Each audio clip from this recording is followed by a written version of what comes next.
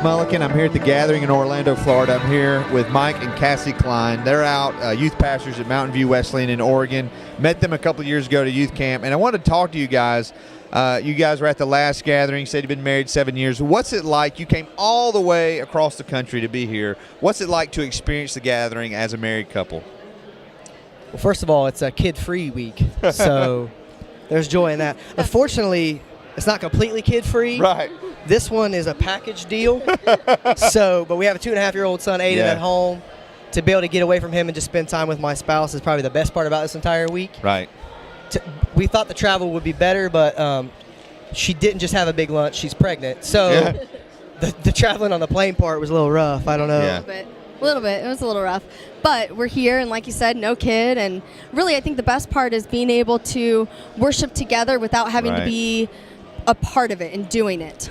Being able to sit together and just worship next to each other instead of me out while he's leading worship or feeling like there's things that you have to do yourself. Because most pastoral couples never get to sit with each other at church. No. And so I guess that's got to be awesome, sitting under some great worship leaders, some great teaching, and soaking that up together. Yeah, like I think we said last night was I think it's the first time in 12 weeks I haven't had to lead worship because I lead the music as well as the teens. Yeah. And I think last night, what little was left, but I think last night was the first time I've been able to take communion. We take communion every week at our church, every week. But because I'm leading the music during communion, I think this is the first week I've been able to take communion in 12 weeks probably. Wow. So that was just a blessing for sure. Yeah. So I want to change subjects here because this was a special week for you, and I know we joke about it.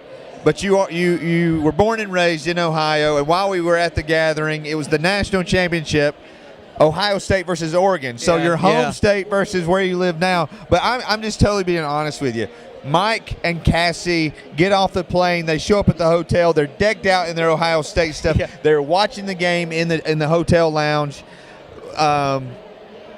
That's got to be awesome to see your team. I mean, our team hasn't won a championship since 1981. But who's counting?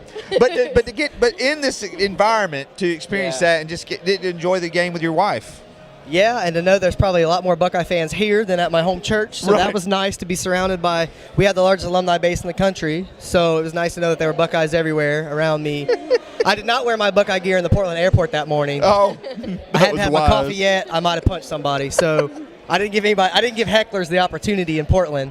But the second I got off the plane, the jersey came on, and it was game time. And Bucks over Ducks. I think it was good that we were here and not in Oregon watching the game. Give Oregonians a chance to let it rest and settle a little bit before we return. Yeah, because we had been invited to watch the game at several people's homes. Oh, who are you watching the game with? You're going to come, Pastor Mike, come watch with me. And it's like, that's when they thought I don't think I want to do that because if we lose, I'll be mad and you're going to see how unholy I am. Yeah. And if we win, you're going to be mad at me because your team lost. So I think this is the best for everybody. And isn't it even better that you got to watch it in SEC country and just rub it into them? Who's that?